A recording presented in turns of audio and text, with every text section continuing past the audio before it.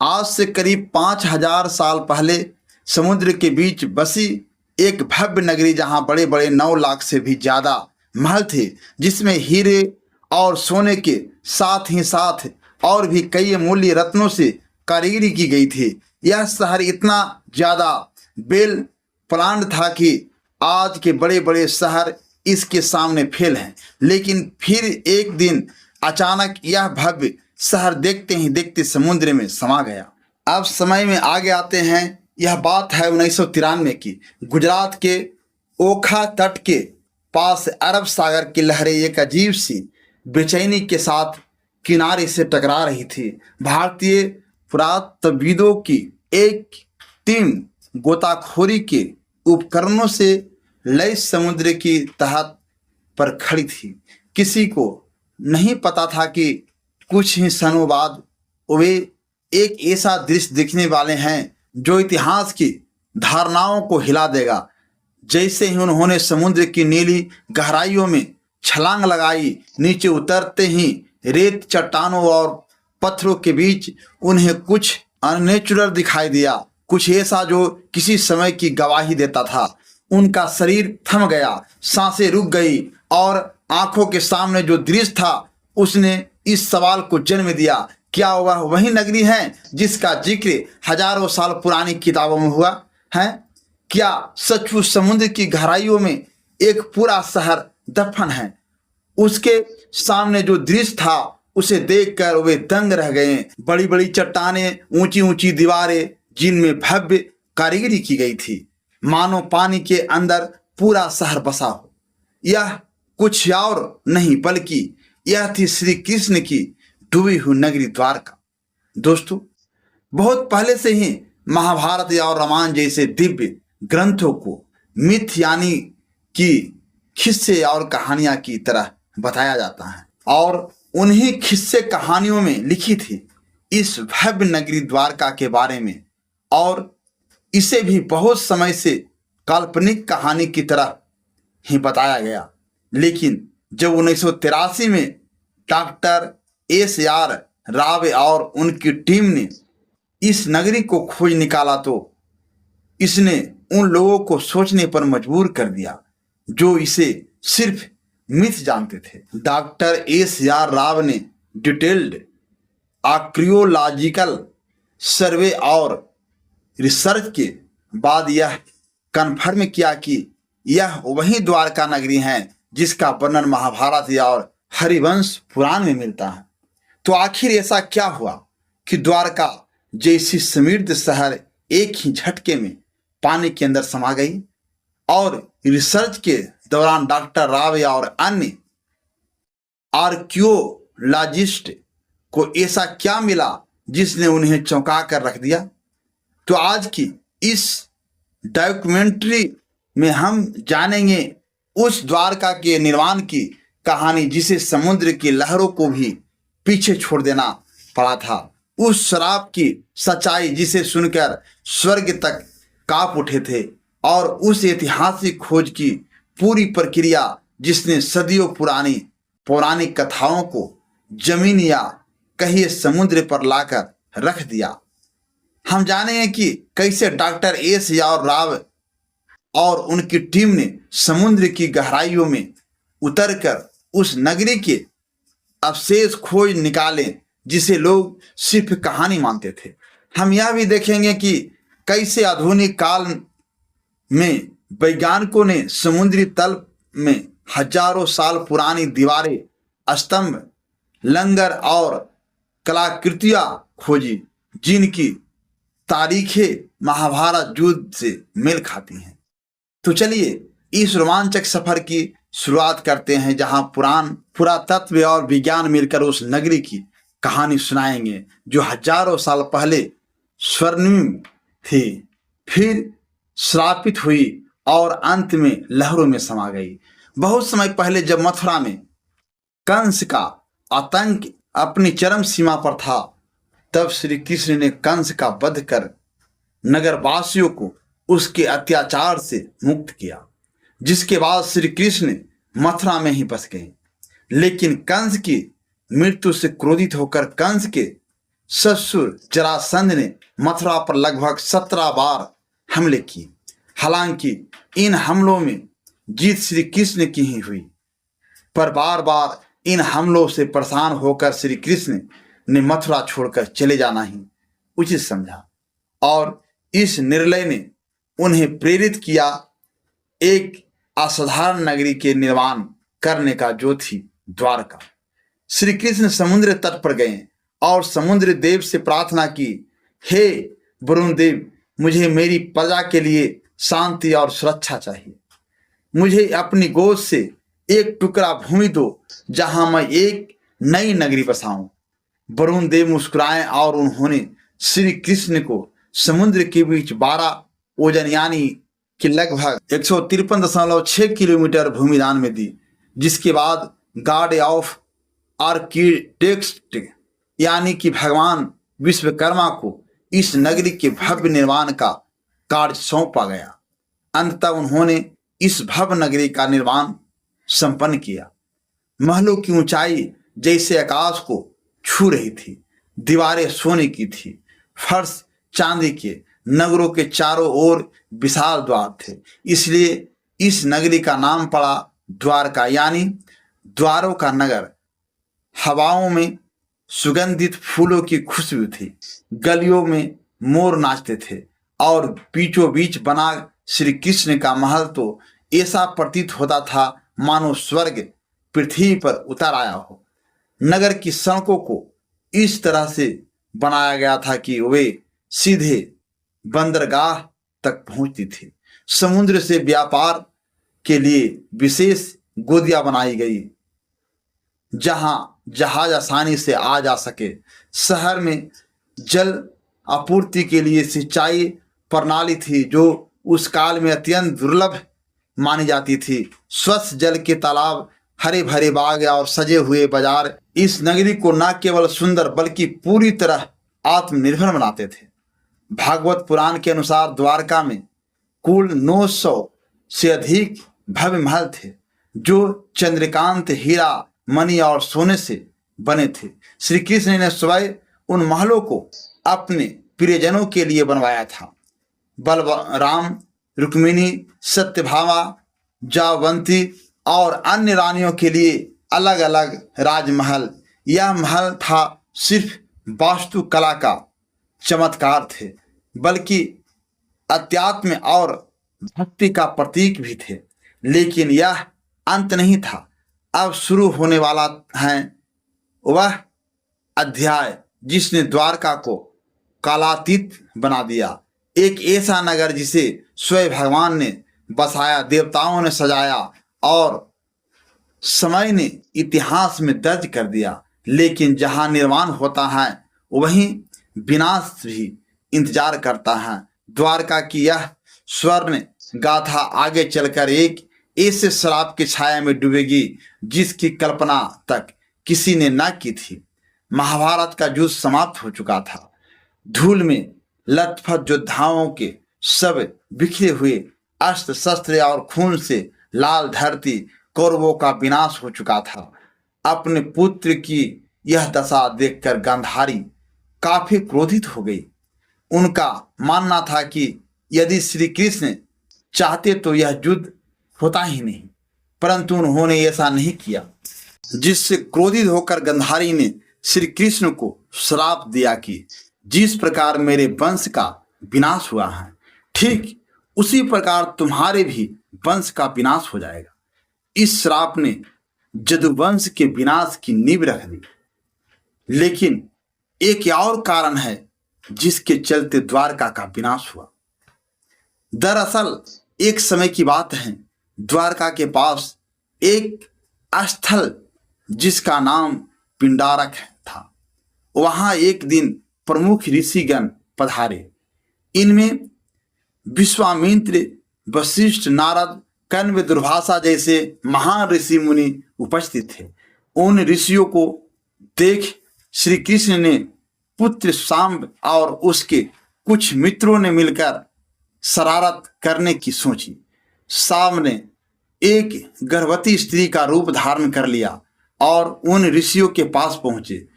इस बात से अनजान कि वे ऋषि कोई साधारण साधु संत नहीं बल्कि त्रिकालदर्शी थे, जिन्हें सब कुछ मालूम था। सावे और उसके मित्र उनके निकट गए और उनकी तपस्या भंग कर ऋषियों से अपने होने वाले बच्चे के बारे में पूछने लगे। अपना इस तरह अपमान होता देख मुनिगण गुस्सा हो गए और उन्होंने शाम को यह श्राप दिया कि तुम एक लोहे के मुसल को जन्म दोगे जो यदुवंश के विनाश का कारण बनेगी। सावे और उनकी साथी भयभीत हो उठे। उन्होंने माफी मांगी पर अब कुछ नहीं हो सकता था। कुछ दिनों बाद वही हुआ जो भविष्यवाणी की गई थी। जब शाम सुबह उठा तो उसके कपड़ों में एक भारी भरकम मुसल मिला।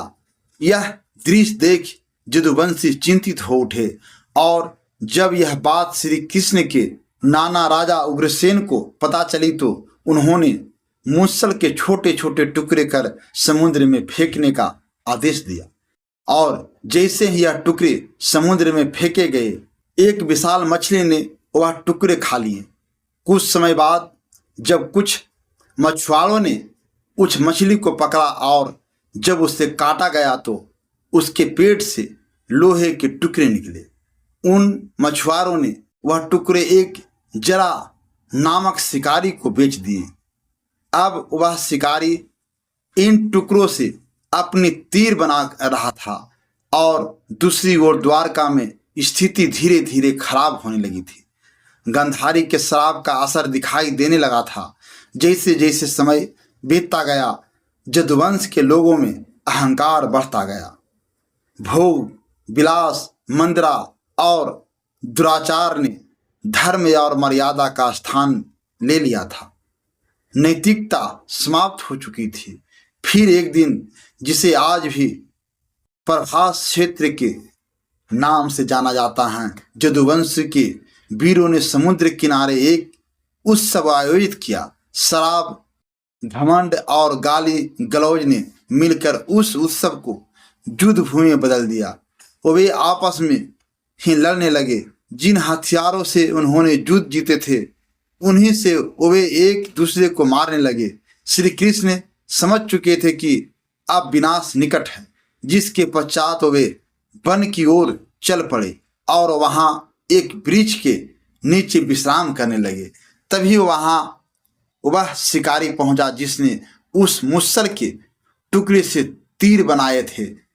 उस शिकारी ने श्री कृष्ण को हिरण समझकर उन पर तीर चला दिया और जैसे ही तीर श्री कृष्ण के पैर में लगी, उन्होंने यह लोक त्याग दिया और उनके मृत्यु के साथ ही पूरी द्वारका नगरी पानी में समा गई। इस प्रकार द्वारका का वह वैभवशाली अध्याय समाप्त हुआ। वह नगर जिसे स्वयं भगवान ने बसाया था, जिसने एक युग देखा था, अब रह गया केवल शास्त्रों के पन्नों में और समुद्र की खामोशी में छिपी एक अमर स्मृति के रूप में। बहुत लंबे समय तक द्वारका को सिर्फ एक पौराणिक नगरी माना जाता था। श्रीमद्भागवत पुराण, विष्णु पुराण, हरिवंश पुराण और महाभारत में इसके भव्य विवरण तो थे, लेकिन भौगोलिक रूप से यह कहाँ थी, यह रहस्य बना हुआ था। अधिकांश विद्वान मानते थे कि यह एक धार्मिक कथा बस है, कोई ऐतिहासिक सच्चाई नहीं। लेकिन यह सोच पहली बार 1930 के आसपास हिली जब गुजरात के सौराष्ट्र इलाके में कुछ मछुआरों और गोताखोरों ने समुद्र के अंदर अजीब पत्थरों और ढांचों को देखने की बात बताई। यहाँ तक कि कुछ पायलटों ने जो अरब सागर के ऊपर उड़ान भर रहे थे बताया कि उन्होंने पानी के नीचे सीधी रेखाओं जैसी आकृतियां देखी हैं, जैसे कोई पुराना शहर हो। यहीं से उस राज की तलाश शुरू हुई जिसने एक प्राचीन कहानी को एक खोज में बदल दिया। फिर आया साल 1963 जब भारतीय पुरातत्व सर्वेक्षण विभाग यानी कि SSI ने पहली बार बेट द्वारका के पास खुदाई शुरू की। यह वही इलाका था जिसे स्थानीय लोग सदियों से भगवान श्री कृष्ण की नगरी मानते आए थे। खुदाइयों में वहां से कई प्राचीन बर्तन, मूर्तियां और पक्के ढांचे मिले। इससे यह तो साबित हो गया कि यह जगह काफ़ी पुरानी है, लेकिन इससे द्वारका की असली पहचान अभी भी पूरी तरह साफ नहीं हुई थी। इसके कुछ साल बाद 1970 के दशक में एक और बड़ा सुराग मिला। जामनगर के सरकारी रिकॉर्ड में एक प्राचीन ताम्रपत्र का जिक्र था जो करीब 6वीं शताब्दी का बताया गया। यह ताम्रपत्र सिद्धद नाम के राजा से जुड़ा था और उसमें साफ साफ लिखा था कि यहाँ भगवान श्री कृष्ण निवास करते थे।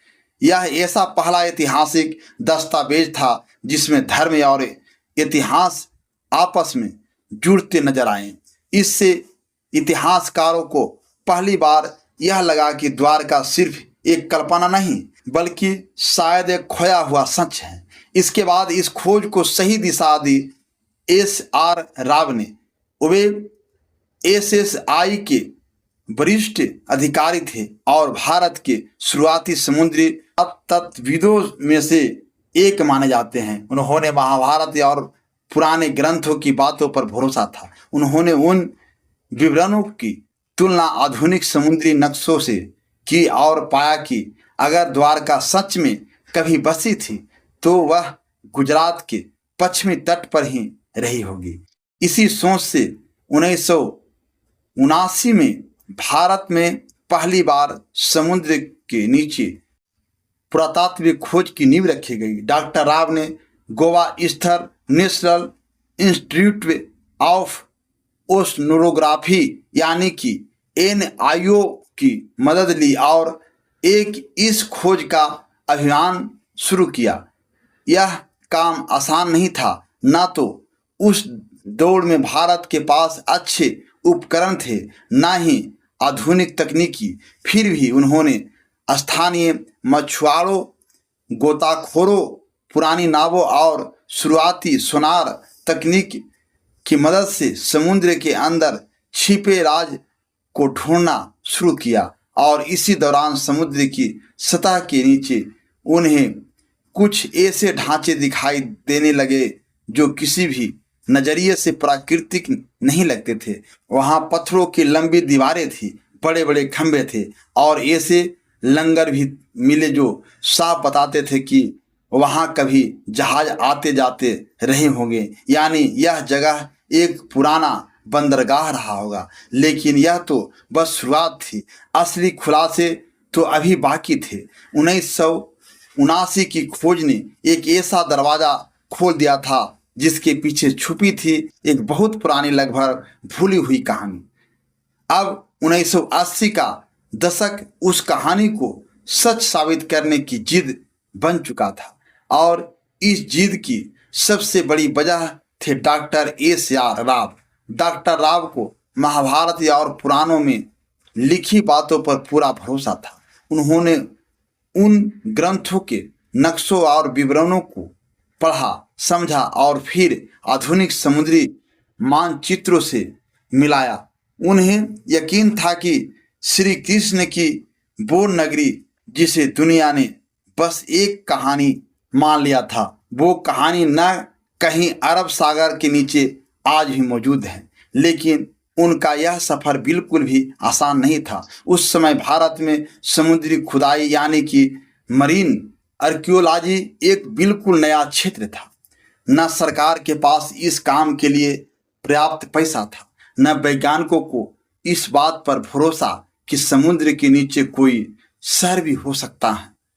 बहुत सारे लोग इस प्रयास को बस धार्मिक सोच का हिस्सा मानते थे। कई लोगों ने डॉक्टर राव से कहा, पौराणिक कथाओं को ऐतिहासिक से जोड़ने का क्या फायदा, लेकिन उन्होंने कभी हार नहीं मानी। डॉक्टर राव ने एसएसआई और गोवा के नेशनल इंस्टीट्यूट ऑफ ओशनोग्राफी के साथ मिलकर एक समुद्री अभियान शुरू किया। इंडियन नेवी के गोताखोरों की भी मदद ली गई, लेकिन चुनौती सिर्फ यह नहीं थी कि लोग विश्वास नहीं कर रहे थे।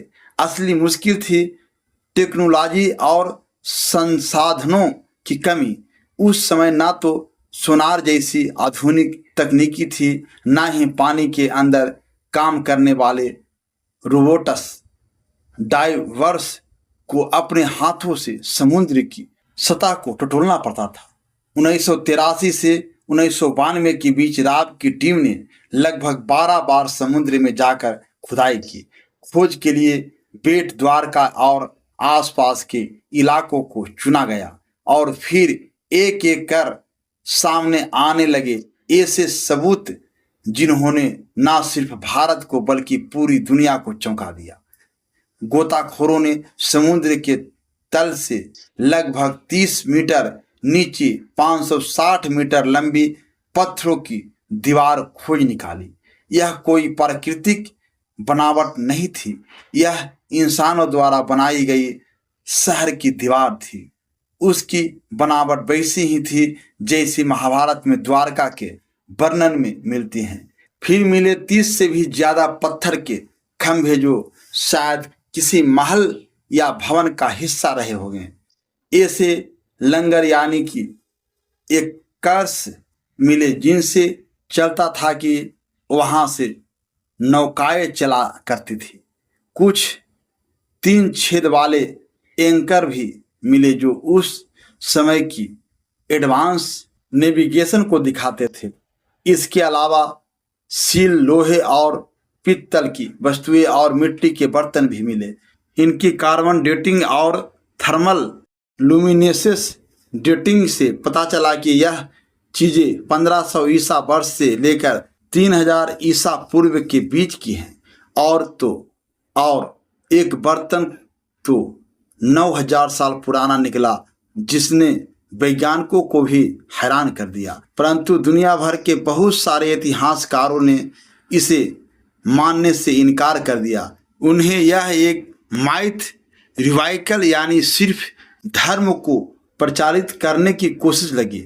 लेकिन डॉक्टर राव का जवाब साफ था, मैं ग्रंथों को धार्मिक किताबों नहीं ऐतिहासिक दस्तावेज मानता हूँ।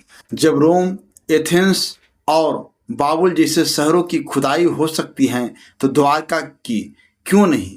साल 1990 आते आते टीम को 500 से ज़्यादा आर्टिफैक्ट्स, एशिएट हार्बर वॉल्स और एक सुनियोजित शहर के संकेत मिल चुके थे।